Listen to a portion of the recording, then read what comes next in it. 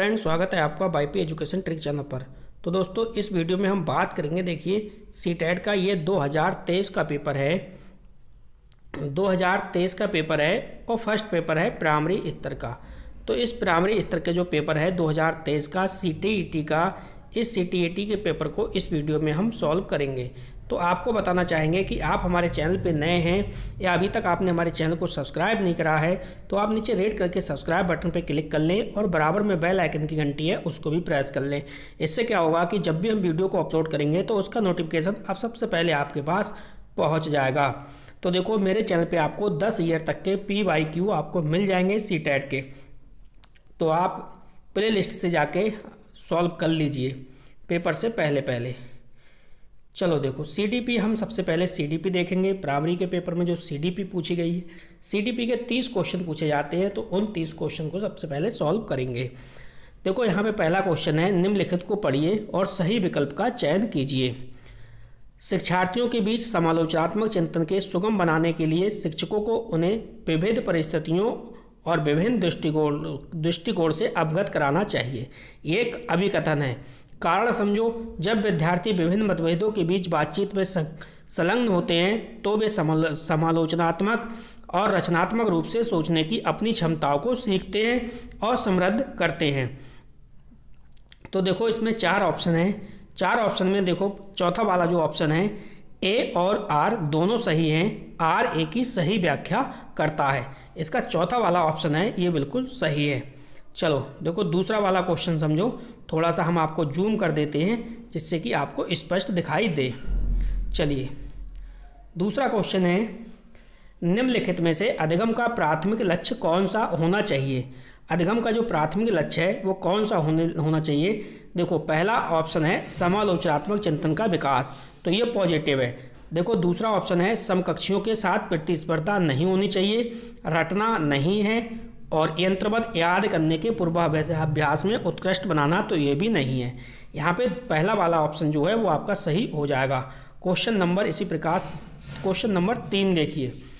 Question number तीसरा क्या कह रहा है कि विद्यार्थियों की सीखने की शैली में विविधता। तो पहला ऑप्शन है, विविधता को शिक्षण अधिगम प्रक्रिया में बाधा और अवरोध के रूप में देखना चाहिए। तो बाधा और अवरोध के रूप में विविधता को नहीं देखना है बल्कि साधन के रूप में देखना है। देखो, को शिक्षण अधिगम प्रक्रिया के दौरान ध्यान में नहीं रखना चाहिए, तो रखना चाहिए। को महत्व दिया जाना चाहिए और मानव विविधता को प्रतिबिंब के रूप में देखा जाना चाहिए, तो ये पॉजिटिव है। कि उपेक्षा की जानी चाहिए, तो उपेक्षा नहीं करना है। तो इसका थर्ड ऑप्शन आपका बिल्कुल सही है।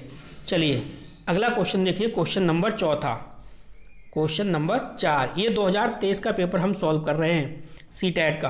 क्वेश्चन नंबर 4 है, बच्चे सबसे प्रभावी ढंग से तब सीखते हैं यदि कोई अवधारणा तर्क संगत से अनुभवजन्य की ओर बढ़ती है, या फिर जटिल से सरल की ओर बढ़ती है, या सामान्य से विशिष्ट की ओर, या अमूर्त से मूर्त की ओर। तो इसमें थर्ड ऑप्शन सही हो जाएगा, सामान्य से विशिष्ट की ओर बढ़ती है। थर्ड वाला जो ऑप्शन है वो बिल्कुल सही है। क्वेश्चन नंबर 5 देखिए। क्वेश्चन नंबर जो 5 है, निम्नलिखित में से कौन सी प्रक्रिया अधिगम के दौरान योगदान नहीं देती वो आपको बताना है। देखो, गैर प्रासंगिकीकरण, या फिर दूसरा ऑप्शन है वैचारिकता, तीसरा है संगठन, चौथा है वर्गीकरण। तो ये जो नहीं वाला है, इसका जो पहला वाला ऑप्शन है गैर प्रासंगिकीकरण, ये ऑप्शन बिल्कुल सही है। क्वेश्चन नेगेटिव में था तो हमारा आंसर भी नेगेटिव बने, पहला ही सही हो जाएगा। अगला क्वेश्चन देखो, क्वेश्चन नंबर 6 पे पहुंच चुके हैं। क्वेश्चन नंबर 6 ये कह रहा है कि जो बच्चे में समस्या समाधान कौशल को बढ़ाने के लिए निम्नलिखित में से कौन सा प्रभावी तरीका है। तो कौन सा प्रभावी तरीका है। पहला ऑप्शन है, उन्हें बुद्धि मंथन करने और सहज अनुमान लगाने के अवसर देना चाहिए, तो ये पॉजिटिव है। उन्हें समस्याओं को तैयार समाधान उपलब्ध कराना चाहिए, उन्हें चिंतन को हतोत्साहित करना चाहिए, और घोषणात्मक ज्ञान पर ध्यान केंद्रित करना चाहिए, नेगेटिव है। चौथा देखो, कठिन समस्याओं से बचने के लिए उन्हें प्रोत्साहित करना चाहिए, कठिन समस्याओं से बचने के लिए उन्हें प्रोत्साहित करना चाहिए।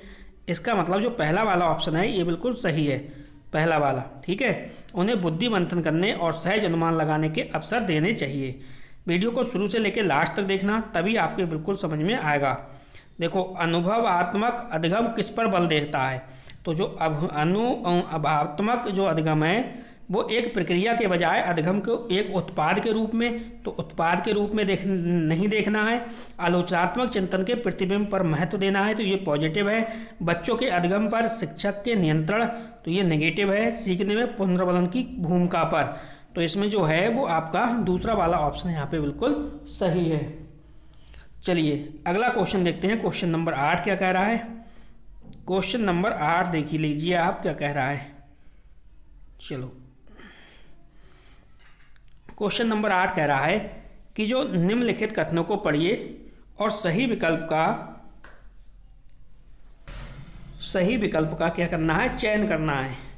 तो भाई सही विकल्प का किस प्रकार से चयन करना है? देखो, शिक्षकों को सार्थक वातावरण बनाना चाहिए जिसमें सभी बच्चों की सक्रिय भागीदारी और संलग्नता हो। ठीक है, ये कथन है, अभी कथन है। ये कारण है सभी बच्चे आंतरिक रूप से सीखने के लिए प्रेरित होते हैं और सीखने में सक्षम होते हैं। तो देखो, इसका जो करेक्ट आंसर है वो आपका ये है, ए और आर दोनों सही हैं। आर ए की सही व्याख्या करता है। जो आपका चौथा वाला विकल्प है ये आपका बिल्कुल राइट है। अब इसी प्रकार के सीटेट में क्वेश्चन पूछे जा रहे हैं जैसा कि आपने देखा था। चलो नवा क्वेश्चन देखो आप। नवा क्वेश्चन है, वाइगोत्स्की के अनुसार बच्चों के संकल्पात्मक योग्यताओं के विकास में महत्वपूर्ण भूमिका निभाता है। तो कौन निभाता है? मानकीकृत पाठ्यक्रम नेगेटिव है। सामाजिक अलगाव यानी अलग करना है। मूर्त पुरस्कार देना है, गलत है। सहयोगी सहकर्मी सहयोग, चौथा वाला ऑप्शन यहाँ पे सही है। चलो क्वेश्चन नंबर 10 देखो आप। क्वेश्चन नंबर 10 है, वाइगोत्स्की के अनुसार आंतरिक वाक् यानी प्राइवेट स्पीच बच्चों के लिए अपनी सोच को नियंत्रित करने का एक तरीका है। विकासात्मक देरी का संकेत है, देरी का संकेत नहीं है। बच्चों के लिए एक काल्पनिक दोस्त के साथ संप्रेषण करने का एक तरीका है, नेगेटिव है। संज्ञानात्मक अपरिपक्वता का प्रतीक है, ये भी गलत है। इसमें जो पहला वाला ऑप्शन है ये आपका सही है। बच्चों के लिए अपनी सोच को नियंत्रित करने का एक तरीका है। चलिए 11 नंबर क्वेश्चन देखो। 11 नंबर क्वेश्चन ये कह रहा है कि 4 वर्ष की अर्पणा कहती है कि एक बटन जिंदा है क्योंकि यह उसकी शर्ट को एक साथ बांधने में मदद करता है। जीन पियाजे के अनुसार उसकी सोच की क्या विशेषता है? परिकल्पित निगमात्मक चिंतन है, केंद्रीयन है, या परिगणनात्मक तर्क है, या जीववादी चिंतन है। तो इसका जो करेक्ट आंसर है वो है जीववादी चिंतन। चलो क्वेश्चन नंबर 12 देखो। क्वेश्चन नंबर 12 कह रहा है, सहस्यावस्था में सामाजिकरण की संस्थाएं प्रमुख रूप से महत्वपूर्ण हैं जबकि प्रारंभिक बाल्यावस्था में सामाजिकरण की संस्थाएं भी महत्वपूर्ण हो जाती हैं। तो इसमें क्या आएगा? देखो, माध्यमिक तृतीय, माध्यमिक कौमा द्वितीय, या माध्यमिक तृतीय कौमा माध्यमिक। इसमें जो आएगा वो आएगा प्राथमिक और माध्यमिक, प्राथमिक और माध्यमिक। चलो क्वेश्चन नंबर 12 देखो। 12 नंबर क्वेश्चन वाइगोत्स्की से रिलेटेड है। वाइगोत्स्की के अनुसार पहला ऑप्शन है भाषा विकास संज्ञानात्मक विकास को सुगम बनाता है। दूसरा ऑप्शन है भाषा विकास संज्ञानात्मक विकास एक दूसरे से स्वतंत्र रूप से विकसित होते हैं। तीसरा ऑप्शन है सामाजिक कारक भाषा विकास को प्रभावित करते हैं परंतु संज्ञानात्मक विकास को नहीं। चौथा है संज्ञानात्मक विकास भाषा विकास को सुगम बनाता है। तो यहाँ पे जो है वो पहला वाला ऑप्शन सही है, भाषा विकास संज्ञानात्मक विकास को सुगम बनाता है। चलिए क्वेश्चन नंबर 14 देखो आप। क्वेश्चन नंबर 14 है, लॉरेंस कोहेलबर्ग के नैतिक तर्क के किस स्तर पर बच्चे आमतौर पर मानते हैं कि लोगों को समाज की अपेक्षाओं पर खरा उतरना चाहिए और अच्छे तरीकों से व्यवहार करना चाहिए? तो ये जो है पूर्व संक्रियात्मक स्तर पर, या फिर पारंपरिक स्तर पर, या उत्तर संक्रियात्मक स्तर पर, या पूर्व पारंपरिक स्तर पर। तो इसमें जो करेक्ट आंसर है आपका वो है पारंपरिक स्तर पर। दूसरा ऑप्शन यहाँ पे बिल्कुल सही है। चलो अगला क्वेश्चन देखो। क्वेश्चन नंबर 15 क्या कह रहा है? चलो देखो क्वेश्चन नंबर 15 आप। 15वां क्वेश्चन है आपसे पूछ रहा है, निम्नलिखित कथन को पढ़िए और सही विकल्प का चयन कीजिए। कथन है शिक्षकों और साथियों जैसे अधिक जानकर या अन्य लोगों के साथ बातचीत शिक्षार्थियों को उनकी समझ और कौशल विकसित करने में मदद करने के लिए आवश्यक समर्थन और मार्गदर्शन प्रदान कर सकती है। कारण क्या है? सामाजिक संपर्क सीखने और विकास का एक प्रमुख घटक है। तो इसमें जो करेक्ट आंसर है भाई वो है चौथा वाला ऑप्शन। ए और आर दोनों सही हैं। आर ए की सही व्याख्या करता है। चलो क्वेश्चन नंबर 16। चलिए देखते हैं क्वेश्चन नंबर 16 आपसे क्या कह रहा है भाई। क्वेश्चन नंबर 16 कह रहा है कि अधिगम के लिए आकलन का मुख्य लक्ष्य क्या है। तो अधिगम के लिए आकलन का मुख्य लक्ष्य क्या है? विद्यार्थियों के प्रदर्शन की तुलना एक मानक या तय मापने से करना। दूसरा है विद्यार्थियों को प्रतिपुष्टि प्रदान करना जिसका उपयोग उनके अधिगम में सुधार के लिए किया जा सके। तीसरा है उन विद्यार्थियों की पहचान करना जिन्हें धीमी सीखने वालों के रूप में वर्गीकृत किया जा सके। वर्गीकृत नहीं करना, मूल्यांकन करना और ग्रेड कर देना ये नहीं है। तो हमारा इसमें दूसरा ऑप्शन बिल्कुल सही है। दूसरा वाला ऑप्शन बिल्कुल राइट है। क्वेश्चन नंबर 17 देखिए। 17वां क्वेश्चन क्या कह रहा है कि किस आयु में बच्चे शब्दों के खेल में शामिल हो सकते हैं। ऐसे चुटकुले हैं और पहेलियों को पसंद कर सकते हैं जिन्हें शब्दों का खेल शामिल हो। तो पहला ऑप्शन है 7 वर्ष, दूसरा है 3 वर्ष, चौथा है 12 वर्ष और तीसरा 12 वर्ष, चौथा 1 वर्ष। तो यहाँ पे जो राइट आंसर है वो है 7 वर्ष। चलिए आपको PYQ लगाने हैं 10 ईयर तक के, तो आप YP एजुकेशन ट्रिक चैनल को सब्सक्राइब करिए और बेल आइकन की घंटी को प्रेस करिए। फिर आप प्लेलिस्ट मैंने बना दी है CTET की, वहाँ से आप लगा लीजिए। कैरल गिलिगन ने कोहलबर्ग के नैतिक विकास के सिद्धांत की आलोचना की है। तो इसका हम डायरेक्ट आंसर बता दे रहे हैं, नारीवादी दृष्टिकोण से आलोचना की है। चलो क्वेश्चन नंबर 19। क्वेश्चन नंबर 19 आपसे क्या कह रहा है कि जीन पियाजे के अनुसार पूर्व संक्रियात्मक चिंतन की मुख्य विशेषताओं में से एक है जो किसी स्थिति के एक पहलू पर ध्यान केंद्रित और दूसरों की उपेक्षा करने की प्रवृत्ति को संदर्भित करता है। जब देखो वो एक पहलू पर ध्यान केंद्रित कर रहा है तो जाहिर सी बात है ये सेंट्रियन है, केंद्रीयन है, यानी ये आपका चौथा वाला जो विकल्प है ये बिल्कुल सही है। चलो अगला क्वेश्चन देखो। अगला क्वेश्चन है आपका कि प्रतिभावान बच्चों को शिक्षित करने का उपागम जो उन्हें असमान रूप से तीव्र गति से पाठचर्या के माध्यम से आगे बढ़ाता है क्या कहलाता है। तो ये जो कहलाता है विसर्जन कहलाता है, या त्वरण गतिवर्धन, या विभेदित निर्देशन, या संवर्धन। तो ये आपका सेकंड ऑप्शन है त्वरण गतिवर्धन। अगला क्वेश्चन है डिस्ग्राफिया से रिलेटेड। चलो डिस्ग्राफिया से रिलेटेड समझो क्वेश्चन के लिए। डिस्ग्राफिया क्या है? देखो एक मनोवैज्ञानिक विकार है जिसकी विशेषता ध्यान का अभाव और आवेगशील व्यवहार है। ये गलत है। एक तंत्रिकीय विकार है जिसकी विशेषता अक्षरों और आकारों को बनाने में कठिनाई है। सही है। एक भाषण विकार है जिसकी विशेषता हकलाना और उच्चारण में त्रुटियां। ये नहीं है। एक गति युक्त विकार है जिसकी विशेष स्थूल पेशीय बाध्यता। ये गलत है। तो आपका जो है सेकंड वाला ऑप्शन यहाँ पे बिल्कुल राइट है। चलिए क्वेश्चन नंबर 22 देख लो आप। क्वेश्चन नंबर 22 क्या कह रहा है?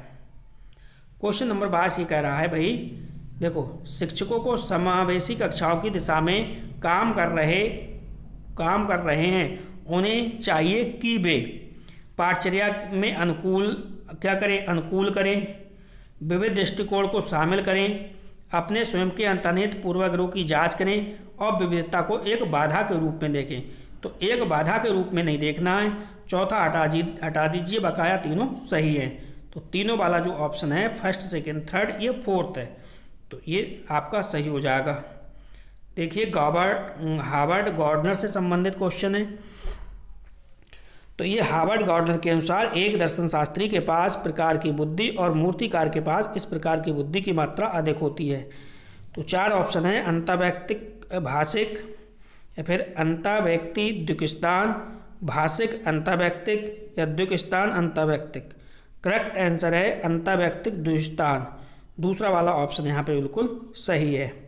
आपको बता दें अगर आपको इसकी PDF चाहिए तो PDF मैं अन्य टेलीग्राम चैनल पे डाल दूंगा, मैं वहाँ से आप देख लेना। निम्नलिखित में से स्वाधीनता वाले विद्यार्थियों की विशिष्ट विशेषता कौन सी है?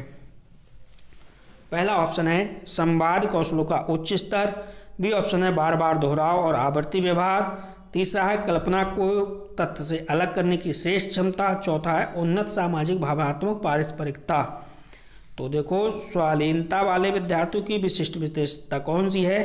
बार बार दोहराव और आवर्ती व्यवहार, यानी दूसरा वाला ऑप्शन यहाँ पे बिल्कुल सही है। चलो अगला क्वेश्चन देखो। अगला क्वेश्चन है निम्नलिखित में से कौन सा स्थूल गतिल कौशल है? अब स्थूल गतिल कौशल आपको बताना है। एक कागज पर बड़े आयत को रूपरेखा के रूप में काटना, एक कागज पर वृत्त को रूपरेखा के अनुसार काटना, फिर बुनाई है, फिर तैरना है। तो जो स्थूल की बात कर रहा है तो ये तैरना हो जाएगा। चलो अगला क्वेश्चन देखो, क्वेश्चन नंबर 26। क्वेश्चन नंबर 26 कह रहा है आपका भौतिक बुद्धि और विकास के, फिर यहाँ पे देखो फिल इन द ब्लैंक और फिल इन द ब्लैंक सिद्धांतों का पालन करते हैं। यहाँ में आपको कौन से शब्द जो है वो सेट करने हैं, तो इसमें मैं डायरेक्ट आपको बता दे रहा हूँ। देखो यहाँ पे शीर्षगामी अवरोही समीपस्थ आंतरिक से बाहर की ओर सिद्धांतों का पालन करती हैं, ये वाला चौथा वाला ऑप्शन है यहाँ पे, ये सही हो जाएगा। चलो क्वेश्चन नंबर 27। प्रारंभिक वाले अवस्था में जो बुद्धि है और सोच, जबकि मध्य वाले अवस्था में बुद्धि और सोच है, यहाँ पे क्या आएगा? धीमी तार्किक स्तर या आत्मकेंद्रित, स्थिर तार्किक धीमी आत्मकेंद्रित, या फिर धीमी कुछ हद तक आत्मकेंद्रित, स्तर है तार्किक है, या फिर स्तर है कुछ हद तक आत्मकेंद्रित धीमी तार्किक है। तो यहाँ पे जो चौथा वाला विकल्प है ये आपका सही हो जाएगा। स्थिर है कुछ हद तक आत्मकेंद्रित कॉमा धीमी कॉमा तार्किक। अगला क्वेश्चन देखो, क्वेश्चन नंबर 28 क्या कह रहा है? क्वेश्चन नंबर 28 आपसे ये कह रहा है भाई निम्नलिखित में से कौन सा एक ऐसे प्रश्न का उदाहरण है जिसमें विद्यार्थियों की अपनी सोच पर विचार करने की आवश्यकता होती है? तो पहला ऑप्शन है कक्षा की शुरुआत से क्रियाओं के उपयोग के बारे में उसकी आपकी समझ कैसे बदली है। दूसरा विकल्प क्या कह रहा है? आप क्रिया को वर्तमान काल में कैसे बदल सकते हैं। तीसरा है वाक्य में संज्ञा और क्रिया के बीच का संबंध। चौथा है क्रिया की परिभाषा। तो यहाँ पे जो पहला ऑप्शन है ये आपका बिल्कुल राइट है। मैंने कहा आपको इसकी PDF मिल जाएगी, आप टेंशन बिल्कुल भी ना लीजिए, सिर्फ और सिर्फ क्वेश्चन को यहाँ पे समझिए। निम्नलिखित में से कौन सा विफलता के लिए आंतरिक आरोपण का एक उदाहरण है? तो आंतरिक आरोपण का ये उदाहरण है, देखो पहला ऑप्शन है मैं परीक्षा में फेल हो गया क्योंकि मेरे दोस्त मेरा ध्यान भटका रहे थे। शिक्षक ने पक्षपाती होने के कारण मुझे अंक नहीं मिले।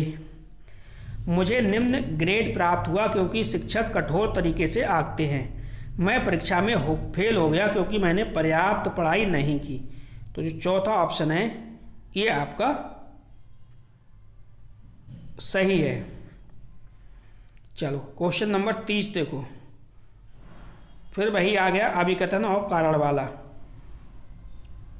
ये जो 30 ये जो आपका 23 का जो पेपर है ना प्राइमरी का, तो यहाँ आपका जो अभिकथन और कारक वाले क्वेश्चन पूछे गए थे, तो CDP के अंदर जितने भी क्वेश्चन इस टाइप के पूछे गए थे इनमें चौथा ही ऑप्शन सही था कि A और R दोनों सही हैं, R एक ही सही व्याख्या करता है। यही है थे CDP में जितने क्वेश्चन बने, यही वाला ऑप्शन बिल्कुल करेक्ट था। तो CDP के 30 क्वेश्चन क्लियर हुए। आगे चलते हैं, चलिए आगे देखिए, ये मैथ है, ठीक है। मैथ के PDF मैंने आपसे कह दिया है कि PDF टेलीग्राम चैनल पे डाल दूंगा, वहाँ से आप देख लीजिए। मैं डायरेक्ट आपको आंसर यहाँ पे बताते हुए चल रहा हूँ। तो 31वें क्वेश्चन का बिल्कुल सिंपल है, देखो ज़्यादा कुछ है नहीं, आप निकालोगे तो डायरेक्ट निकल जाएगा, कोई भी दिक्कत आपको नहीं होगी। इसमें आएगा चौथा वाला ऑप्शन है 0.50 रुपये। क्वेश्चन नंबर 32, क्वेश्चन नंबर 32 में आएगा आपका निकल के 4 घंटे 25 मिनट। 4 घंटे 25 मिनट। रूबीना ने इतने बजे अपनी यात्रा शुरू की और उसी दिन इतने बजे समाप्त हो गई। यात्रा पूरी करने में लिया गया समय, ठीक है, तो यही निकल के आ जाएगा आपका। चलो अगला क्वेश्चन देखो, एक वर्ग की भुजा 5 सेंटीमीटर है, यदि इस वर्ग की भुजा दुगनी कर दी जाए तो नया क्षेत्रफल कितने गुना हो जाएगा? तो ये जो है ये आपका 4 गुना हो जाएगा। चलिए अगला क्वेश्चन है, बढ़ते हुए क्रम में भिन्नों के समूह का चयन कीजिए। तो इसमें बढ़ते हुए भिन्नों के रूप में ये आपका हो जाएगा थर्ड वाला ऑप्शन बिल्कुल सही। अगला देखो 35वां। ये क्वेश्चन कह रहा है इतने कि प्रियदर्शनी ने 4.8 किलोग्राम बादाम, 2500 ग्राम और देखो 4.8 केजी बादाम, 2500 ग्राम किशमिश और 3.5 किलोग्राम काजू को मिला दिया। इस मिश्रण के बराबर बराबर 3 दर्जन पैकेट बना दिए। प्रत्येक पैकेट का भार क्या होगा? तो प्रत्येक पैकेट का जो भार है वो 300 ग्राम होगा। दूसरा वाला विकल्प यहाँ पे सही होगा। चलो अगला क्वेश्चन देखो। अगला क्वेश्चन देखिए, ये आ गया आपका +5 -5 +5 -5 +5 -5, ठीक है, के विषम संख्या पदों का योगफल क्या होगा? तो इसका आएगा 5 निकल के पहला वाला ऑप्शन। अगला क्वेश्चन देखिए। अगला क्वेश्चन है भाई, निम्नलिखित में कौन सी संख्याओं को अवरोही क्रम का मतलब है घटते हुए क्रम। तो जो घटते हुए क्रम में है ये थर्ड वाला ऑप्शन, ये आपका सही है, थर्ड वाला ऑप्शन, ठीक है। अगला है 100 लाख। तो 100 लाख निम्नलिखित रूप में जाना जाता है। तो 100 लाख का मतलब हो गया आपका सीधे सीधे 1 करोड़। क्या हो गया? 1 करोड़। नेक्स्ट अगला क्वेश्चन देखिए। अगला क्वेश्चन है 39वां। 100 में एक पूर्ण वर्ग संख्या जोड़ी जाती है और फिर वही संख्या 100 में से घटा दी जाए तो इस प्रकार प्राप्त हुई दोनों संख्याओं का योगफल कितना होगा? तो इसका आएगा निकल के आपका 200। अगला क्वेश्चन देखिए। अगला क्वेश्चन है, इतने में कौन सा 36 30 का एक गुणनखंड नहीं है? जो नहीं है वो है 9, पहला वाला ऑप्शन निकल के आएगा। चलो अगला क्वेश्चन देखो। अगला क्वेश्चन ये है, कौन सा कथन सत्य नहीं है? तो देखो सत्य नहीं है वो पहचानना है। पहला ऑप्शन है, यदि एक समांतर चतुर्भुज के सभी कोण बराबर हैं तो वह एक आयत बन जाएगा। ये बिल्कुल सही है। यदि समांतर चतुर्भुज के सभी कोण बराबर हैं तो वह एक वर्ग बन जाएगा। ये भी सही है। यदि एक पतंग के सम्मुख कोण बराबर है तो वह एक आयत बन जाती है। तो ये वाला ऑप्शन आपका गलत हो जाएगा। यदि एक आयत की सभी भुजाएं बराबर हों तो वह एक वर्ग बन जाएगा। ये भी सही है। इसलिए नेगेटिव क्वेश्चन पूछा था, नेगेटिव का थर्ड वाला ऑप्शन है। क्वेश्चन नंबर 42 कह रहा है, नीचे दिए गए पैटर्न में लुप्त संख्या ज्ञात कीजिए। तो लुप्त संख्या क्या आएगी? आपका चौथा ऑप्शन आएगी निकल के 28, यानी 1 6 15। कैसे आएगी? देखो कैसे आएगी। देखो 1 में 5 जोड़े 6 हो गए और 6 में फिर कितने जोड़े? 9 जोड़े 15 हो गए। 15 में कितने? 13 जोड़े, तो आपके कितने हो गए? 28 हो गए, ठीक है। तो इस प्रकार से क्या आएगा? अगली डिजिट 28 आएगी। चलो ये देखो क्वेश्चन आपका 43वां। रक्त समूह है, विद्यार्थियों की संख्या है। कह रहा है सबसे अधिक और सबसे कम पाए जाने वाले रक्त समूहों का अनुपात क्या होगा? तो सबसे जो अधिक है ना, तो सबसे अधिक कितना है? ओ का कितना है? 12। सबसे अधिक हो गया 12, ठीक है। और सबसे कम की बात कर रहा है तो हो गया 3। अब देखो अनुपात के रूप में रख दो यहाँ, अनुपात 3 3 एकम 3 3 चौक 12, यानी 4:1। यानी दूसरा वाला क्वेश्चन है, दूसरा वाला जो ऑब्जेक्ट है वो सही है। चलो अगला क्वेश्चन, निम्नलिखित समूह में से किसमें सभी त्रियामी आकृतियां हैं? तो जो सभी त्रियामी आकृतियां हैं, पहला वाला ऑप्शन ही सही है। यहाँ पे घन घनाभ गोला बेलन, घन घनाभ गोला बेलन। क्वेश्चन नंबर 45, अश्विनी 36 सर्वसम वर्गों को अलग अलग प्रकार के आयतों से व्यवस्थित कर रही है। वह इन वर्गों द्वारा अलग अलग प्रकार के कितने आयत बना सकती है? तो वो बना सकती है यहाँ पे 5। दूसरा वाला ऑप्शन यहाँ पे बिल्कुल राइट है। चलो क्वेश्चन नंबर 46 देखिए। क्वेश्चन नंबर 46 ये कह रहा है कि आकलन के बारे में निम्नलिखित में से कौन सा कथन सही नहीं है? तो जो सही नहीं है वो आपको बताना है। देखो पहला है, मानक संदर्भित आकलन हमें बताता है कि यदि एक विद्यार्थी अपने प्रदर्शन में अन्य विद्यार्थियों की तुलना में कहाँ खड़ा और कहाँ खड़ी है, ये पॉजिटिव है। मानदंड संदर्भित आकलन नैदात्मिक परीक्षण और उपचारात्मक परीक्षण में उपयोगी है, तो यह भी सही है। मानक संदर्भित आकलन नैदात्मिक परीक्षण और उपचारात्मक परीक्षण में क्या है? उपयोगी है, तो ये आपका नेगेटिव है। मानदंड संदर्भित आकलन विद्यार्थियों की अधिगम में निपुणता का मूल्यांकन करता है, ये भी सही है। तो इसलिए हमारा जो थर्ड ऑप्शन है ये यहाँ पे राइट हो जाएगा। क्वेश्चन नंबर 47, अधिक कम, लंबा छोटा, दूर समीप, बड़ा छोटा आदि अवधारणाएं क्या हैं? ये देखो महत्वपूर्ण पूर्व प्री नंबर अवधारणा हैं। पहला वाला ऑप्शन ही यहाँ पे बिल्कुल सही है और बकाया पढ़ने की आवश्यकता ही नहीं है। पढ़ लो। सीधे शब्दों को अंग्रेजी भाषा विश्लेषण है, तुलना के लिए अस्पष्ट शब्द हैं, विलोम शब्द जो गणित सिखाने के लिए आवश्यक नहीं है। पहला वाला सही है। क्वेश्चन नंबर 48 देखो। अगला क्वेश्चन ये कह रहा है कि गणितीय अधिगम सामग्री। तो गणितीय अधिगम सामग्री जो है सूत्र के प्रदर्शन में शिक्षकों की मदद करती है, स्वतः अधिगम के विद्यार्थियों की मदद करती है। ये वाला ऑप्शन सही है आपका। फिर है निर्देश देने में शिक्षकों की मदद करती है। जी नहीं, पहला भी गलत है। सूत्र के प्रदर्शन में शिक्षकों की मदद करती है, कक्षा में अधिगम वातावरण का निर्माण करने में मदद करती है। तो ये बी और डी वाला ऑप्शन सही है। बी और डी आपका दूसरा वाला यहाँ पे राइट हो जाएगा। क्वेश्चन नंबर 49 देखो आप, कौन सा कथन सही नहीं है? तो पहला ऑप्शन है विद्यार्थियों की त्रुटि को अनदेखा कर देना चाहिए क्योंकि त्रुटियों की ओर इशारा उनको प्रेरणाहीन करेगा। ये तो नेगेटिव है ही पहला वाला, इसलिए यही वाला सही है। गणित में त्रुटियां शिक्षकों को उनके पाठ की योजना बनाने में मदद करती हैं, सही है। विद्यार्थियों की त्रुटियां उनके सोचने की प्रक्रिया के बारे में जानकारी देती हैं, ये भी सही है।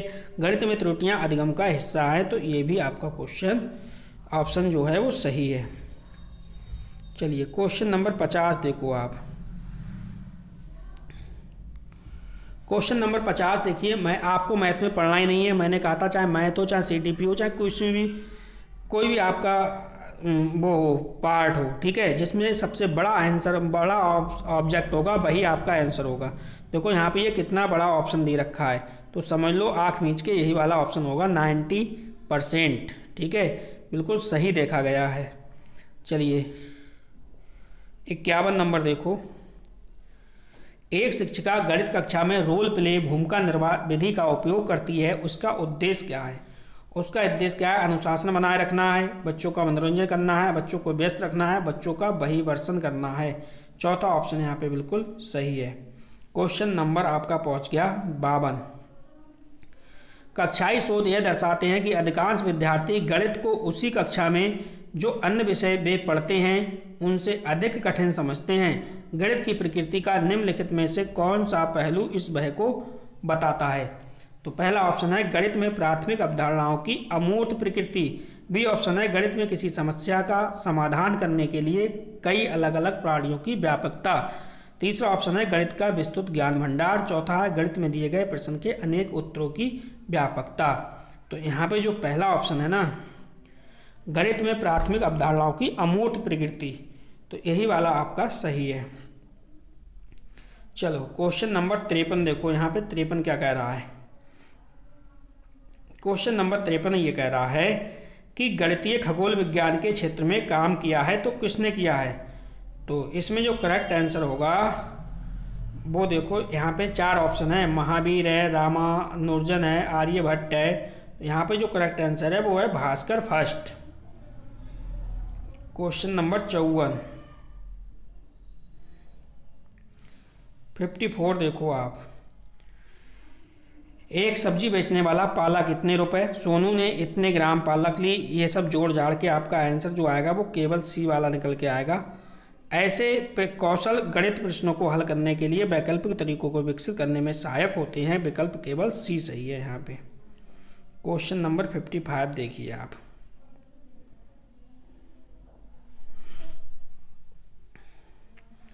क्या कह रहा है समझो। निम्नलिखित में कौन सी परिस्थिति यह दर्शाती है कि बच्चे ज्ञान का निर्माण कर रहे हैं?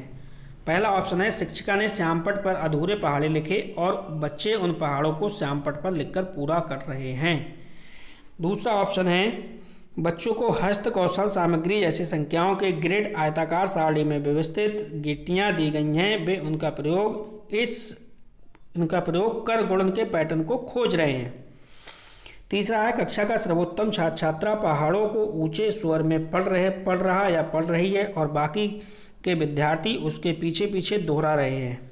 तो दोहराना नहीं है। और ये आपका श्यामपट वाला भी को ऑप्शन गलत है। बच्चे एक साथ पहाड़ों का कविता पाठ कर रहे हैं, ये भी गलत है। दूसरा वाला ऑप्शन यहाँ पे बिल्कुल राइट है। चलो क्वेश्चन नंबर 56 देखिए आप। गणित की प्रकृति के बारे में सबसे उपयुक्त है। तो देखो यह बच्चों को सृजनात्मक बनाने में सहायता करता है, बिल्कुल सही है। यह बच्चे की कल्पना को पोषित करने में सहायता करता है, ये भी सही है। यह निगमात्मक विवेचन यानी तर्क पर आधारित है, ये भी सही है। यह हमेशा अभिसारी है, ऐसा नहीं है। तो ए बी सी यहाँ पे थर्ड वाला जो ऑप्शन है ये बिल्कुल राइट है। क्वेश्चन नंबर आप 57 देखिए। बच्चे हैं, बच्चों में गणितीय अभिरुचि को विकसित करने के लिए एक अध्यापिका निम्नलिखित गतिविधियों को अपनी कक्षा में करवाती है। इनसे वह चुनिए जो उसके उद्देश्य को पूरा करने में प्रभावी नहीं है। तो पहला ऑप्शन है उन्होंने अपनी कक्षा में एक गणितीय कोना बनाया जहां पर विद्यार्थी विभिन्न गणितीय गतिविधियां कर सकते हैं। अब देखो यहाँ पे दूसरा ऑप्शन, वह कक्षा में गणितीय पहेलियां और जादुई वर्ग हल करने के लिए देती हैं। तीसरा ऑप्शन है यहाँ पे वह हमेशा उस विद्यार्थी की प्रशंसा करती हैं जो कक्षा में सत्रत्व परीक्षा में सबसे अधिक अंक प्राप्त करता या करती है। चौथा है वह बच्चे को भारतीय गणितज्ञों और उनके योगदानों के वीडियो दिखाती है। तो यहाँ पे जो है थर्ड वाला ऑप्शन आपका बिल्कुल राइट है। चलो राष्ट्रीय शिक्षा नीति NEP 2020 के अनुसार देश भर में विभिन्न विषयों में ओलंपियाड और प्रतियोगिताएं होंगी। तो ये कैसी होंगी? कम होंगी, हतोत्साहित होंगी, सरल होंगी, मजबूत होंगी। तो यहाँ पे देखो जो चौथा वाला ऑप्शन है मजबूत, ये वाला आपका ऑप्शन सही है। 59 इतने और इतने के बीच तुल्यता की कल्पना में मदद करने में सबसे उपयुक्त तरीका कौन सा है? कैलकुलेटर का उपयोग, भिन्न डिस्क का उपयोग, विभाजन भाग विधि का उपयोग या फिर लघुत्तम समापवर्तीय विधि का प्रयोग। तो यहाँ पे जो ऑप्शन है वो है भिन्न डिस्क का उपयोग। दूसरा वाला विकल्प यहाँ पे बिल्कुल राइट है। क्वेश्चन नंबर 60 मैथ का ये लास्ट क्वेश्चन है। संख्या बोध विकसित करने में उपकरणा एक महत्वपूर्ण भूमिका निभाती है। निम्नलिखित में से कौन सा उदाहरण है जो विद्यार्थियों में उपकरणा के कौशल का प्रदर्शन करता है? पहला ऑप्शन है विद्यार्थी संख्या 5 की पहचान 4 के परवर्ती के रूप में करता है। विद्यार्थी संख्या 4 की पहचान 5 में से 1 निकालने के रूप में करता है। विद्यार्थी संख्या 6 की पहचान 5 में 1 जोड़ने के रूप में करता है। विद्यार्थी एक पासा उछालता है और बिना बिंदुओं डॉट्स को गिने यह बताने में सक्षम है कि यह 4 हैं। तो ये चौथा वाला जो ऑप्शन है ये हमारा बिल्कुल राइट है। चलिए मैथ आपका हो गया। अब अपने लोग चलते हैं EVS पे। किस पे चलेंगे? EVS पे चलेंगे। देखो यहाँ पे EVS में जो पहला वाला क्वेश्चन है कह रहा है 24 ग्राम प्रति ml घनत्व और 6 ml आयतन वाली वस्तु का द्रव्यमान कितना होगा? तो द्रव्यमान बराबर क्या होगा? द्रव्यमान को बराबर हो जाता है D इंटू बी। अब D इंटू बी का मतलब है घनत्व दे रखा है 24 और आयतन यानी B दे रखा है 6 की और 24 की जब आप मल्टीप्लाई करोगे तो आपको 144 ग्राम आ जाएगा। ठीक है, इस फार्मूले पे कई बार क्वेश्चन पूछे गए हैं, तो ये फार्मूला जो है आप याद करके रखिएगा। चलो अगला क्वेश्चन समझो। निम्नलिखित कथनों को पढ़िए और सही विकल्प का चयन कीजिए। तो निम्नलिखित कथनों को पढ़ना है और सही विकल्प का क्या करना है? आपको चयन करना है। चलो समझो। यहाँ पे दाब लगाने पर गैस को आसानी से संपीड़ित किया जा सकता है। कारण है, देखिए कारण, अब पढ़ो कारण। आप जब हम किसी गैस पर दाब लगाते हैं तो गैसीय कारणों के बीच अंतराणविक स्थान कम हो जाता है और यह आसानी से संपीड़ित हो जाती है। तो यहाँ पे जो करेक्ट आंसर है वो हो जाएगा आपका A और R दोनों सही हैं। R A की सही व्याख्या करता है। देखो क्वेश्चन नंबर 63 कह रहा है आपसे कि मनाली है ना, मनाली में ढालू छतों वाले मजबूत बांसों के खंभों पर बने ऊंचे उठे हुए लकड़ी के घर बनाए जाते हैं। कथन ए। और कथन बी कह रहा है मनाली में बारिश बहुत होती है और बर्फ़ भी पड़ती है। ठीक है, तो यहाँ पे सही कथन क्या है? ए सही है परंतु बी गलत है। ए और बी दोनों गलत हैं। ए गलत है, बी सही है, ए और बी दोनों सही है। तो यहाँ पे जो है वो देखो, ए तो गलत है आपका और बी सही है। इस प्रकार से जो तीसरा वाला ऑप्शन है ये बिल्कुल राइट है। चलो अगला क्वेश्चन देखो। अगला क्वेश्चन है स्तंभ ए और स्तंभ 2 को मिलाना है। देखो मिलान वाला है। ठीक, यहाँ पे हम थोड़ा जूम करते हैं ताकि आपको स्पष्ट दिखाई दे। स्तंभ ए और स्तंभ बी का मिलान है। स्तंभ ए आपका ये है, स्तंभ बी आपका ये है। ठीक है, अब यहाँ पे देखो 4 विकल्प हैं। पहला जीरा है, केसर है, मिर्च है और लौंग है। ठीक, तो देखो हम यहाँ पे अगर हम जीरे को मिलाएं ना, जीरे को, तो जीरा क्या है? जीरा छोटा परंतु खुशबूदार है। ठीक है, और केसर क्या है? केसर जो है वो पीले रंग का है। ठीक, और मिर्च क्या है? तो जो मिर्च है वो दक्षिण अमेरिका से उत्पत्ति हुई है। लौंग है, लौंग कील की तरह दिखाई देती है। इसका मतलब है ये चौथा वाला जो ऑप्शन है ये बिल्कुल आपका सही है। बंगाल की खाड़ी, देखो यहाँ से क्वेश्चन हर बार सीटेट में बनता है। इस क्वेश्चन पे आप स्टार लगाओ, ये आपको याद रखना है।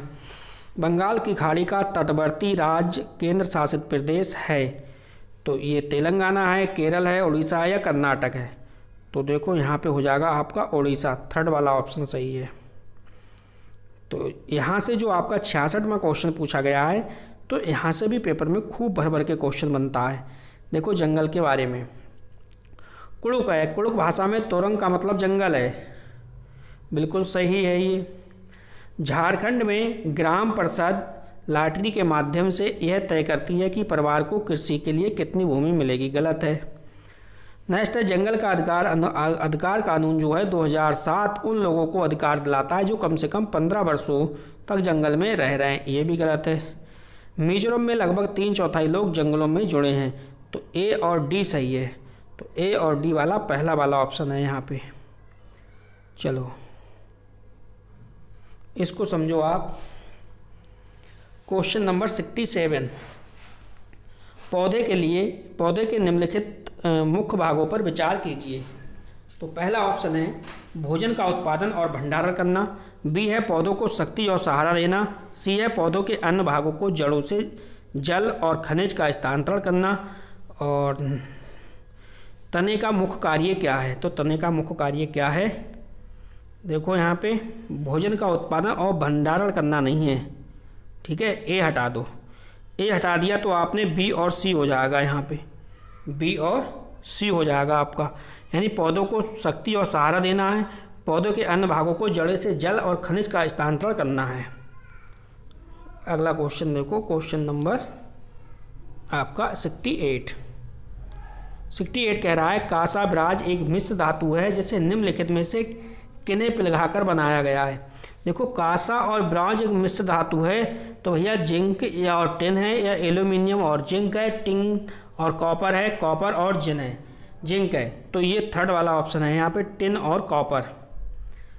क्वेश्चन नंबर 69, देखो मेरा काम आपको जो PYQ है उनको प्रोवाइड कराना है। प्रैक्टिस आपको अच्छे से करनी है, आपको देखना है कि किस लेवल का पेपर आया, कैसे आपके क्वेश्चन बनते हैं। ठीक है, मेरा काम है PYQ क्वेश्चन आपको प्रोवाइड कराना। तो हाथियों के बारे में सही कथन चुनिए। देखो 3 महीने के हाथी का वजन सामान्यतः 100 किलोग्राम होता है, पहला ऑप्शन है। दूसरा है वयस्क हाथी एक दिन में 200 किलोग्राम से अधिक पत्तियों और झाड़ियों को खा सकता है। तीसरा है हाथी बहुत अधिक आराम नहीं करते, वे दिन में 2 से 4 घंटे ही सोते हैं। चौथा है हाथी कीचड़ और पानी में खेलना पसंद करते हैं। तो जो पहला ऑप्शन है ये गलत है, दूसरा भी गलत है आपका, सी और डी वाला सही है। इस प्रकार ए वाला ऑप्शन है वो आपका सही हो जाएगा। 70वां क्वेश्चन देखो, थोड़ा सा जूम करते हैं। ठीक है, आपको मज़ा नहीं आ रहा, थोड़ा जूम करते हैं तो आपको दिखाई देगा। अब आपको क्लियर दिखाई देता होगा। बिहार राज्य के लोगों के लिए निम्नलिखित में से मधुमक्खी पालन कार्यक्रम आरंभ करने के वर्ष की सर्वश्रेष्ठ अवधि। तो आपको पता है भैया, जो मधुमक्खी पालन है बिहार में भी अक्टूबर से दिसंबर के महीने में सबसे अच्छा समय है ये, अक्टूबर से दिसंबर, ये आपको ध्यान रखना है। 71वां क्वेश्चन देखो आप। रामा प्रत्येक शाम को अपने दोस्तों के साथ क्रिकेट खेलता है। वह क्रिकेट खेलने में कौन सी ऊर्जा उपयोग करता है? ध्वनि ऊर्जा, मांसपेशियों की ऊर्जा, प्रकाश ऊर्जा या रासायनिक ऊर्जा? तो हमारा जो करेक्ट आंसर है वो है मांसपेशियों की ऊर्जा। चलिए क्वेश्चन नंबर 72। निम्नलिखित में से कौन सी असम में खाए जाने वाले चावलों की एक सामान्य किस्म है जो पकने के बाद चिपचिपे हो जाते हैं? पकने के बाद कैसे हो जाते हैं? चिपचिपे हो जाते हैं। पोनी चावल है, बोम्बा चावल है, बोरा चावल है या आर्बोरियो चावल है? तो ये जो है वो है बोरा चावल। थर्ड वाला ऑप्शन यहाँ पे सही है। Question number 73। क्वेश्चन नंबर 73 कह रहा है कि जब हम ईंधन जलाते हैं तो प्राप्त हमें होती है या होते हैं प्रकाश एवं ध्वनि ऊर्जा, यांत्रिक एवं प्रकाश ऊर्जा, केवल प्रकाश ऊर्जा, ऊष्मा और प्रकाश ऊर्जा? तो भैया ये चौथा वाला ऑप्शन यहाँ पे सही हो जाएगा, ऊष्मा एवं प्रकाश ऊर्जा। चलो क्वेश्चन नंबर 74 देखो, सांपों से संबंधित है। सांपों के बारे में निम्नलिखित में से कौन सा, देखो गलत वाला आपको चुनना है, गलत वाला चुनना है ना कि सही वाला। वे अपने शिकार को चबाकर खाते हैं। तो बेटा पहला जो ऑप्शन है वो अपने जो सारप जो होते हैं, सांप होते हैं, वो अपने शिकार को चबाकर नहीं खाते बल्कि निगल कर खाते हैं, इसलिए पहला ऑप्शन गलत है। जहरीले सांपों के डसने वाले दांत होते हैं, बिल्कुल सही है। वे अपने भोजन को पूरा निगल के जाते हैं, बिल्कुल सही है। देखो आंसर मिल गया, निगल जाते हैं। सांपों के दांत नुकीले होते हैं, ये भी सही है। तो नेगेटिव पूछा था इसने, पहला वाला ऑप्शन सही हो जाएगा। फिर देखो ये जो 75वां क्वेश्चन है ना, इस टाइप से क्वेश्चन इस टॉपिक से 100% आपका हर बार पेपर में बनता है, तो आप इस टॉपिक को क्लियर अच्छे से कर लीजिए। गुजरात के सापेक्ष है उत्तर प्रदेश और आंध्र प्रदेश की क्रमशः स्थिति क्या है? उत्तर पश्चिम, दक्षिण पूर्व? तो इसका डायरेक्ट मैं आपको आंसर बता दे रहा हूँ, उत्तर पूर्व दक्षिण पूर्व आएगा। सेकंड ऑप्शन यहाँ पे सही है। अगला क्वेश्चन है थीम से रिलेटेड है। देखो कह रहा है अनीता परिवार थीम को पढ़ाने के लिए एक इकाई योजना तैयार करती है। निम्नलिखित में से कौन सा उसकी इकाई योजना का शीर्षक होगा? तो परिवार संबंध, लिंग भूमिकाएं, व्यवसाय, बदलते समय में सामाजिक सांस्कृतिक इकाई के रूप में। दूसरा ऑप्शन है परिवार एक परिवार के भीतर संबंध। तीसरा ऑप्शन है परिवार घुमंतु परिवार, परिवार के प्रकार एकल और संयुक्त। तो जो पहला वाला विकल्प है ना यहाँ पे, ये बिल्कुल सही है। क्वेश्चन नंबर 77 देखो क्या कह रहा है। 77 आपसे क्वेश्चन कह रहा है कि भाई श्रीमती शीतल EVS की विभिन्न अवधारणाओं को समझाने के लिए प्राथमिक कक्षाओं में कहानियों और कविताओं का उपयोग करना पसंद करती हैं। उनके द्वारा कहानी और कविताओं का प्रयोग सबसे उपयुक्त तर्क है। तो क्या है सबसे उपयुक्त तर्क, ये आपको बताना है। देखो EVS के पाठ्यक्रम को पूरा करना, साथ ही साथ विद्यार्थियों का स्कूल में आने से पहले इनको सुना होना। बी ऑप्शन है विद्यार्थियों को अपनी कविताओं और कहानियों को लिखने के लिए प्रोत्साहित करना। सी है विद्यार्थियों को भाषा और संस्कृति में विविधता के बारे में जागरूक बनाना। चौथा है पाठों को अधिक संवादात्मक, सुखद और दिलचस्प बनाना। तो चलिए यहाँ पे जो आपका है ए ऑप्शन छोड़ के ये आपके तीनों ही सही हैं, B, C, D। इस प्रकार से दूसरा ऑप्शन यहाँ पे बिल्कुल सही है। 78 को देखो आप। निम्नलिखित में से कौन सा विकल्प कक्षा 1 से 5 तक के EVS पढ़ाने का मुख्य उद्देश्य है? तो देखो पहले वाले ऑप्शन को आप अच्छे से ध्यान से रट लो। भाई विद्यार्थी हैं, विद्यार्थी को कक्षा के अधिगम को स्कूल के बाहर के जीवन से जोड़ने में मदद करना। तो बाहर के जीवन से जोड़ने में मदद करना है किसमें? EVS में, ये आपको ध्यान रखना है। 79, तो 79 में पढ़ना ही नहीं है, वही क्वेश्चन 23 में पूछे गए, वही उसका आंसर था। सीधा सीधा A और R दोनों सही हैं। A R की सही व्याख्या करता है, यही वाले आंसर थे सब सही। 80 नंबर क्वेश्चन देखिए आप। अब आप 80 नंबर में एक ईवीएस शिक्षक को योगात्मक मूल्यांकन के लिए प्रश्न पत्र तैयार करते समय पर जोर देना चाहिए। किस पर जोर देना चाहिए? प्रश्न पत्र की लंबाई और कुल अंक पर? जी नहीं। प्रश्न पत्र के कुल अंक और सामग्री कवरेज पर? बिल्कुल नहीं। प्रश्न पत्र की लंबाई और उद्देश्य पर? जी नहीं। प्रश्न पत्र की सामग्री कवरेज और उद्देश्य पर? चौथा वाला ऑप्शन यहाँ पे बिल्कुल सही है। क्वेश्चन नंबर 81 देखो आप भाई। एक ईवीएस है, ठीक है, एक ईवीएस शिक्षक है, कक्षा में एक प्रयोग प्रदर्शित करता है जिसमें एक अंडा पानी के गिलास में डूब जाता है लेकिन पानी में नमक मिलाने पर तैरता है। विद्यार्थी की पूछताछ के लिए निम्नलिखित में से कौन सी संख्या उपयुक्त है? तो पहला ऑप्शन है अलग अलग मात्रा में नमक के साथ प्रयोग करें और उसका अवलोकन करें। दूसरा है आप कुछ कक्षाओं में सही कारण सीखेंगे। तीसरा है प्रत्येक विद्यार्थी को पानी में विभिन्न वस्तुएं डालकर स्वयं निष्कर्ष निकालने दें। चौथा है पानी के घनत्व के कारण अंडा तैरता है। तो यहाँ पे जो पहला वाला ऑप्शन है ना, ये सही है। अलग अलग मात्रा में नमक के साथ प्रयोग करें और उसका अवलोकन करें। 82 देखो आप। तो 82 में क्या है देखो, सीखने का परिणाम अधिगम प्रतिफल नहीं है। तो यहाँ पे नेगेटिव वाला आपको बताना था। तो पहला ऑप्शन है कक्षा की दिशाओं की पहचान करना। बी है कुछ स्थानीय इंडोर आउटडोर खेलों में नियमों का अवलोकन करना। तीसरा है अच्छे और बुरे स्पर्श पर अपनी राय व्यक्त करना। चौथा है दिए गए अनुभव किए गए मुद्दों पर आवाज़ उठाना और समाज की प्रथाओं से संबंधित करना, जैसे संसाधनों के स्वामित्व में भेदभाव। तो यहाँ पे जो चौथा वाला ऑप्शन है यहाँ पे बिल्कुल सही है। 83 नंबर देखो क्वेश्चन आप। 3rd से 5 तक के अपने विद्यार्थियों के लिए ईवीएस पाठ्यपुस्तकों का चयन करना है। इस उद्देश्य के लिए निम्नलिखित में से कौन सा मानदंड सबसे उपयुक्त है? तो कौन सा मानदंड सबसे उपयुक्त है? 4 ऑप्शन आपके सामने हैं। जब पाठ्यपुस्तक बाल उन्मुख होती है तथा लिंग, जाति, वर्ग, धर्म के आधार पर किसी भी रूढ़िबद्धता अपमानजनक व्यवहार से रहित होनी चाहिए। तो पहला ही वाला ऑप्शन बेहतरीन है। पाठ्यपुस्तक को सचित्र और विद्यार्थियों के लिए आकर्षण का आप क्या करोगे? पुस्तक में चित्र बड़े और रंगीन होने चाहिए। चित्र बड़े होने से, रंगीन होने से क्या फ़ायदा मिलेगा? भाषा सरल और विद्यार्थियों को मानसिक स्तर के अनुसार होनी चाहिए। तो भाषा सरल तो सही नहीं है, लेकिन विद्यार्थियों के मानसिक स्तर के अनुसार होनी चाहिए, यही सही है। इसके ये तो है तो पॉजिटिव आपका है, ये पॉजिटिव सरल और विद्यार्थियों के मानसिक स्तर, लेकिन उससे बेहतरीन क्वेश्चन जो ऑप्शन है वो पहला वाला है। देखो इस टाइप के जितने भी क्वेश्चन थे अभिकथन कारण वाले, उसमें सबका आंसर यही लगभग में सही था, लेकिन जो ये वाला क्वेश्चन है ना, इसमें कुछ उल्टा है। देखो प्राथमिक स्तर पर ईवीएस में विषयों के बजाय थीम है। बी है विषयों की तुलना में थीम आधारित ईवीएस सीखना शिक्षकों और विद्यार्थियों के लिए आसान है।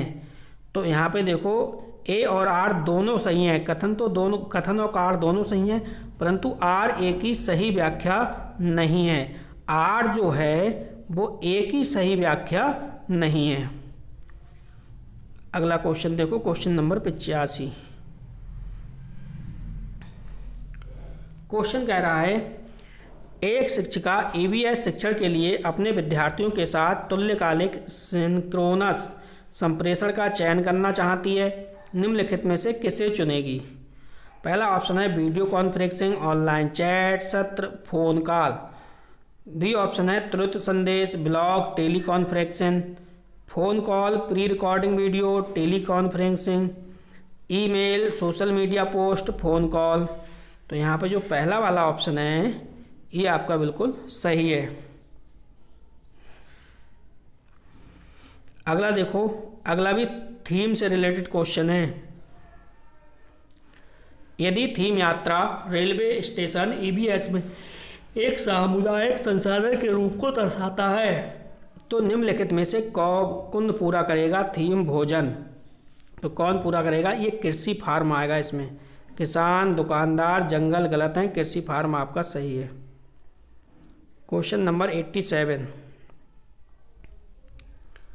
ईवीएस शिक्षण के दौरान एक शिक्षक का बयान प्रश्न जो विद्यार्थियों को स्वयं या अपने साथियों की प्रतिक्रियाओं से उत्तर को विस्तृत करने के लिए प्रोत्साहित करता है। पहला ऑप्शन है परीक्षण और त्रुटि, दूसरा है चेनिंग, तीसरा है खोजपूर्ण प्रश्न, चौथा है कंडीशनिंग। तो जो थर्ड वाला है खोजपूर्ण वाला, ये आपका सही है, बिल्कुल करेक्ट है। अब देखो अगला क्वेश्चन,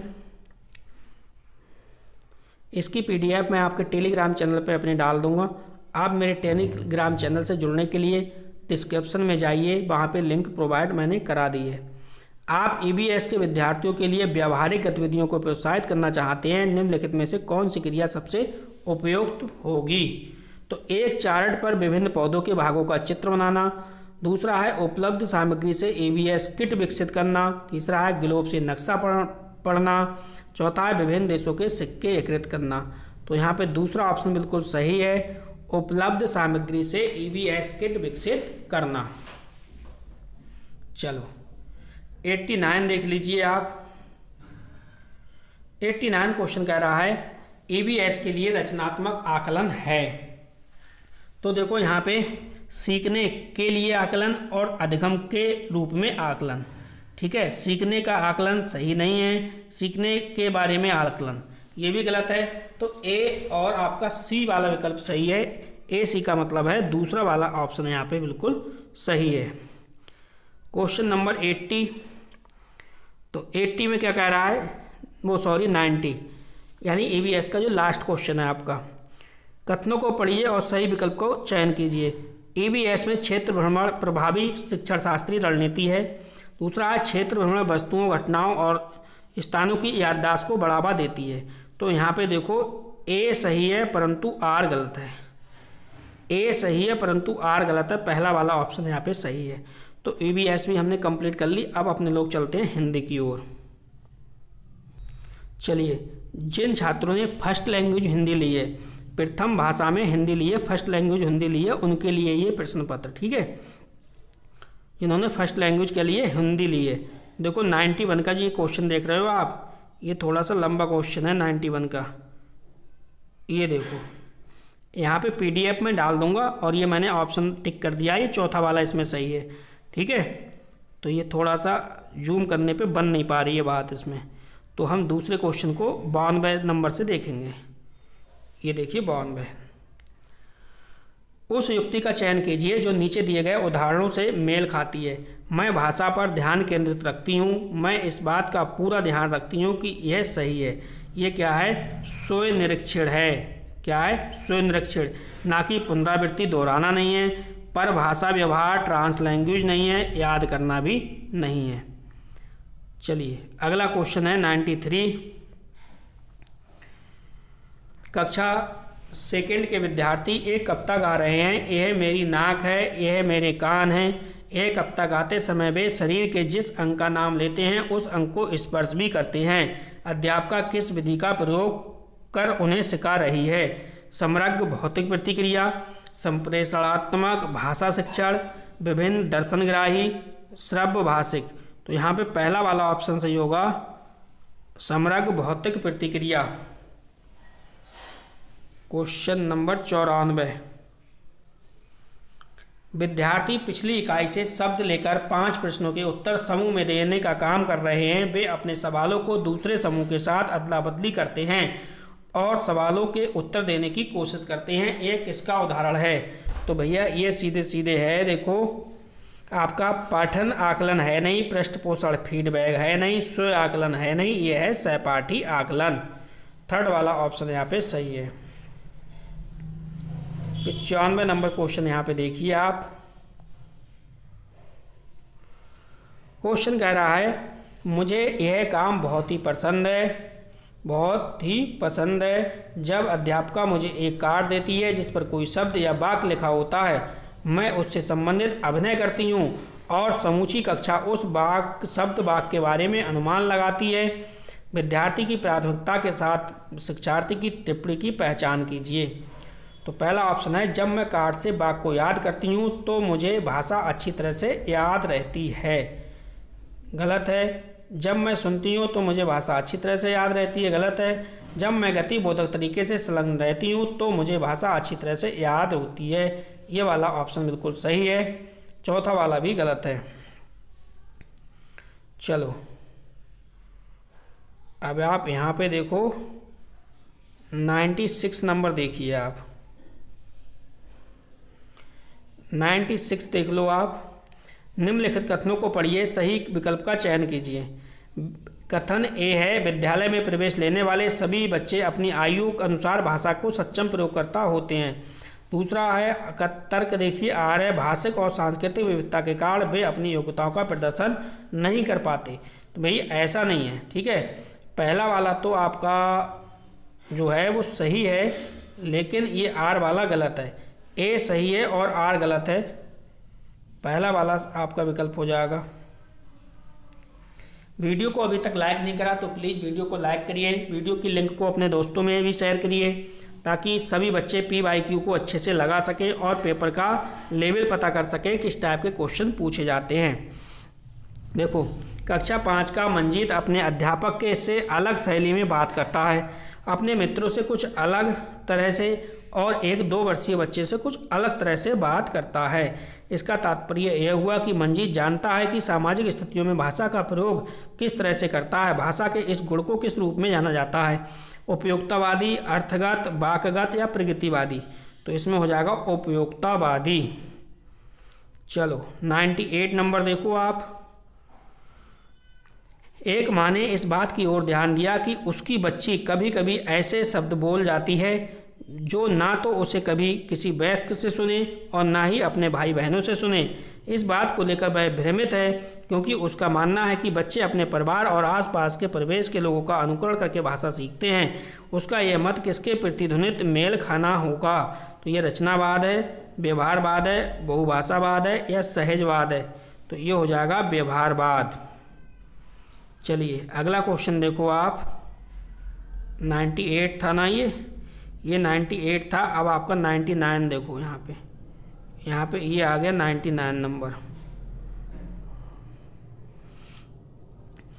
कौशलों के उस समूह को क्या कहेंगे जो बच्चे औपचारिक पठन निर्देश शुरू करने से पहले विकसित कर लेते हैं और जो बाद के अकादमिक कौशलों के लिए बुनियाद प्रदान करता है? उद्गामी गुणधर्म, उद्गामी पाठचर्या, उद्गामी साक्षरता, उद्गामी इमरजेंट समाधान।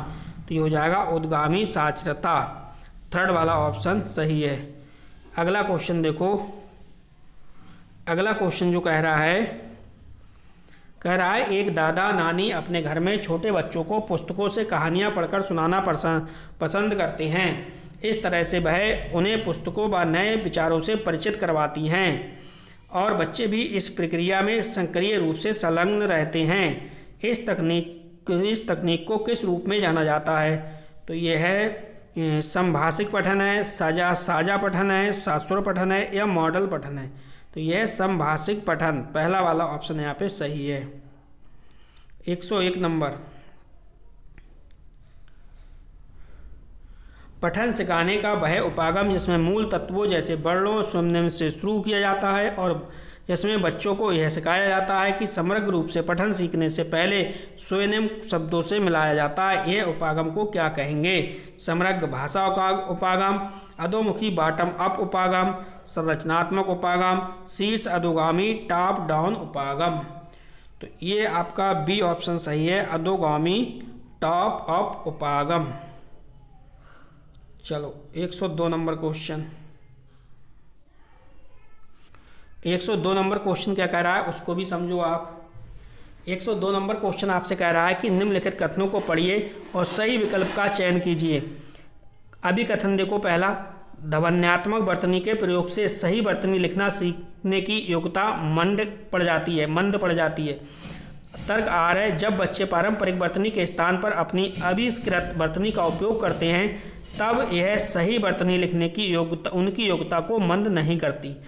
तो यहाँ पे क्या पता है, यहाँ पे आपका ये है, जो आपका ए है ये तो गलत है, लेकिन जो आपका आर है ये सही है।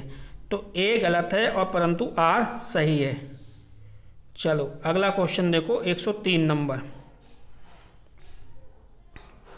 103 नंबर कह रहा है, नई भाषा सीखते समय बहुत से विद्यार्थी भाषा के अद्वितीय उच्चारण संबंधी नियमों के कारण भाषा बोलते समय प्रायः आत्मविश्वास की कमी का सामना करते हैं।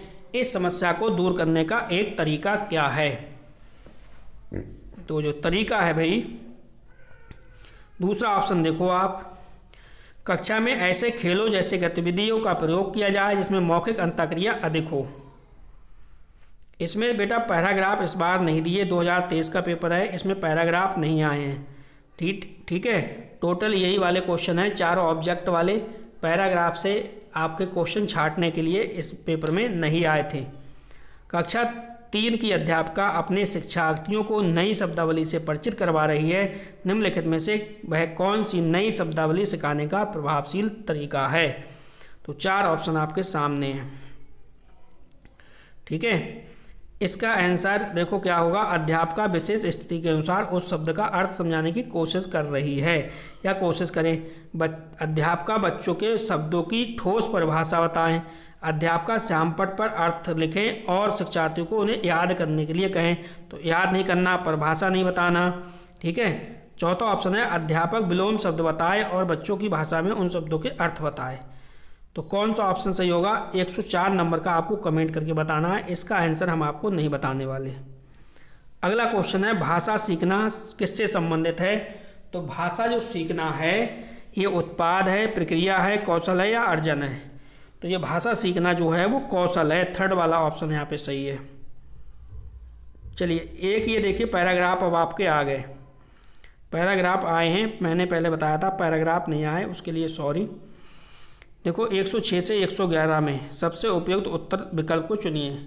आया समय उठो तुम नारी, युग निर्माण तुम्हें करना है। आज़ादी की खुदी नींव में तुम्हें प्रगति पत्थर भरना है। अपने को कमज़ोर ना समझो, जननी हो संपूर्ण जगत की, गौरव हो।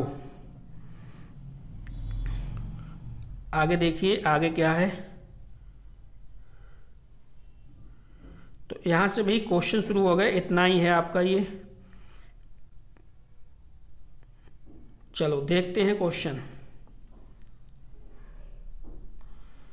यहाँ पे है कविता का मुख्य स्वर है स्वतंत्रता है, स्त्री शक्ति है, गौरव गाथा, युग निर्माण है। तो यहाँ पे हो जाएगा स्त्री शक्ति, दूसरा वाला ऑप्शन यहाँ पे सही हो जाएगा। अगला जो क्वेश्चन है वो है कविता के अनुसार स्वतंत्रता प्राप्ति में स्त्री की क्या भूमिका है? अप्रशासनिक, नगण्य, औसत या संज्ञान योग? तो संज्ञान योग चौथा वाला सही है। अगला क्वेश्चन जो देखो, स्त्री के लिए विशेषण का प्रयोग नहीं किया गया। तो गौरव, अबला, सबला, नीब। तो यह है अबला। 109 नंबर, स्त्री की निर्माणकारी शक्ति का भाव कविता की किस पंक्ति में निहित है? कमजोर ना समझो, जननी हो संपूर्ण जगत की, युग निर्माण तुम्हें है करना, आज़ादी की खुदी नींव। तो युग निर्माण तुम्हें करना है, तीसरा ऑप्शन। 110 नंबर समझो आप, कविता के अनुसार स्त्री को जननी के रूप में रहना चाहिए, स्वयं की शक्ति को पहचानना चाहिए, गौरव ज्ञान करते रहना चाहिए, पत्थर भरने का कार्य ही करना चाहिए। तो स्वयं की शक्ति को पहचानना होगा। अगला क्वेश्चन देखिए, अगला क्वेश्चन है जननी हो संपूर्ण जगत की पंक्ति में कौन सा अलंकार है? तो जननी हो संपूर्ण जगत की, इसमें अनुप्रास अलंकार है। कौन सा है? अनुप्रास अलंकार। देखो अब जो पैराग्राफ आपका एक और पैराग्राफ है 112 से 120 तक।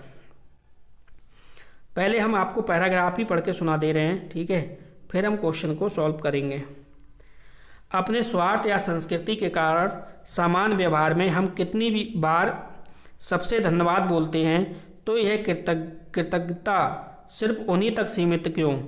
हमें मानव जन्म देने वाले ईश्वर के लिए और जलवायु, भोजन, ऊर्जा जैसे बहुत सारे उपहार देने वाले प्रकृति के लिए भी क्यों नहीं?